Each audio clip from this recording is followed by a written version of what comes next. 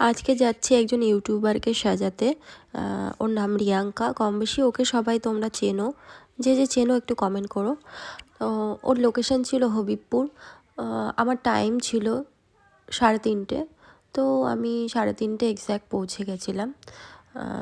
পৌঁছে গিয়ে আমি কিছুক্ষণ দাঁড়িয়েছিলাম। তো ওর হাজব্যান্ড বিষ্ণুদা আমাকে একটু গাইড করে নিয়ে যাচ্ছিল। এই যে দাদার সাথে গল্প করতে করতে যাচ্ছিলাম। খুব ভাল লেগেছে পরিচয় হয়ে। আমিও হবিবপুরেরই মেয়ে, তো সেগুলোই বলছিলাম যে আমি এখানেই আমি থাকি। তো এই যে চলে এসেছি। এটা ডেকোরেশন করেছিল। তো দেখো অলরেডি সবাই তো ওর ব্লগে দেখে নিয়েছো। তো আমিও একটা ছোট্ট ব্লগ করেছিলাম। ব্লগের মধ্যে তোমাদেরকে আমার কাজের ফটো, ভিডিও সব দেখাচ্ছি। তো আমি গিয়ে এই যে ওকে বলছিলাম, গিয়ে দেখি ওর ছেলের এখনও মুখে ভাতই হয়নি। তো সেদিন ছিল ওর ছেলের অন্নপ্রাশন, যেটা মেনলি যেটার জন্য যাওয়া। তো ছেলের অন্নপ্রাশন ছিল। তো অন্নপ্রাশনে ও একটা আমার কাছ থেকে একটা পার্টি মেকআপের বুকিং নিয়েছিল। তো এই যে গিয়ে দেখি 3:30 গিয়ে দেখি তখনও হয়নি। বললো দিদি একটু বসো, ভাতটা মুখে দিয়ে তারপরে আসছি। একটু বসতে বসতে আমাদের প্রায় 1.5-2 ঘন্টা মতন হয়ে গেছিলো বসা। তো যাই হোক, এরকম হয় অনুষ্ঠান বাড়িতে জানি। আর যেহেতু আমার নেক্সট স্লটে কোনো সাজানো ছিল না বলেই আমি পেরেছি, না হলে খুব চাপ হয়ে যেত। তো তারপরে এই যে ও ভিডিও করছিল সব, তো আমরাও দাঁড়িয়ে দেখছিলাম কেমন কি ডেকোরেশন সব করেছে। তারপরে ওর ছেলেকে মুখে ভাত দেওয়ার পরে তারপরে ওরা কিছু ফটোশ্যুট করলো। তো আমরা বসে বসে অনেকক্ষণ বোরিং হচ্ছিলাম। দিয়ে আমি বললাম চল একটু এদিক ওদিক ঘুরে আসি। তো সাইড দিয়ে এদিক ওদিক ঘুরলাম, ঘুরে আবার এসে এই যে ভাবছি বসে আছি, ফুলগুলো একটু ডেকোরেশন করে নিই।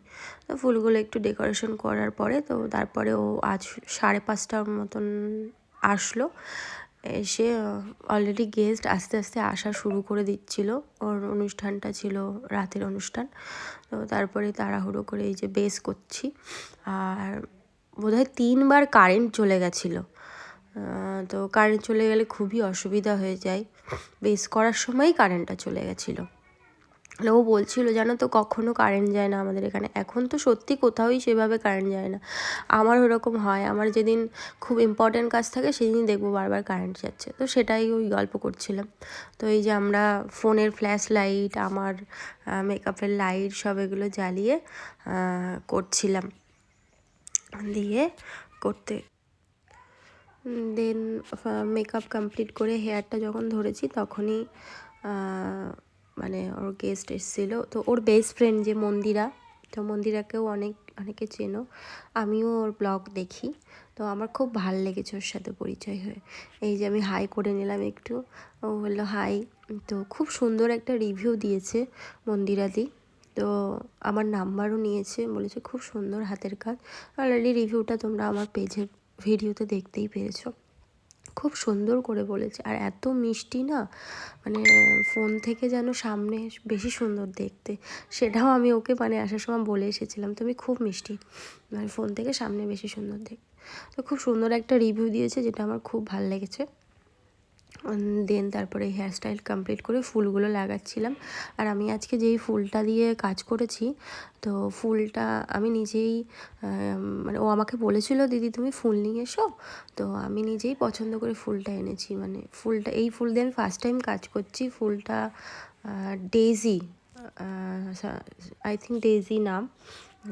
তো আমার খুব ভাল লেগেছে এই ফুলটা। আমি দেখেছি রাজা কুণ্ডুদার ব্লগে, ভিডিওতে প্রচুর এই ফুলের কাজ। তো আমি ভাবতাম আমি কবে একটু এই ফুল দিয়ে কাজ করব।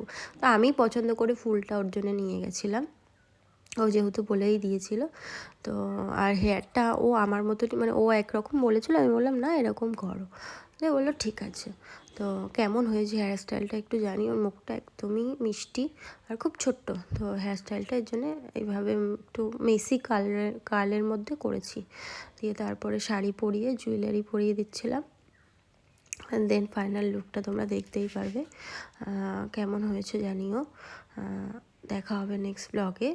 আর ওর সাথে কাজ করে খুব ভাল লেগেছে। তো ওর থেকেও রিভিউ নিয়ে নিয়েছিলাম যে তোমার কেমন লাগলো। ও খুব সুন্দর একটা রিভিউ দিয়েছে। আর বিশেষ করে ওর মা মানে রিয়াঙ্কার মা কাকিমার সাথে অনেকক্ষণ গল্প করেছিলাম। তো সবাইকে টাটা, মানে খুব ভালো লেগেছে আমার। তো সবাইকে আসার সময় টাটা করে তারপরে আমি আমার মানে টাইমে ওকে ছেড়ে দিয়েছি। তাড়াহুড়ো করছিল, পরে অনেকটাই লেট হয়ে গেছিলো। তো গেস্ট এসেও গেছিলো, বসতে লেট করেছে বলে একটু লেট হয়ে গেছিলো।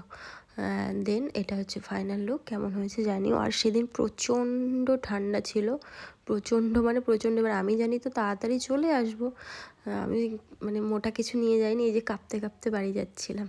তো টাটা।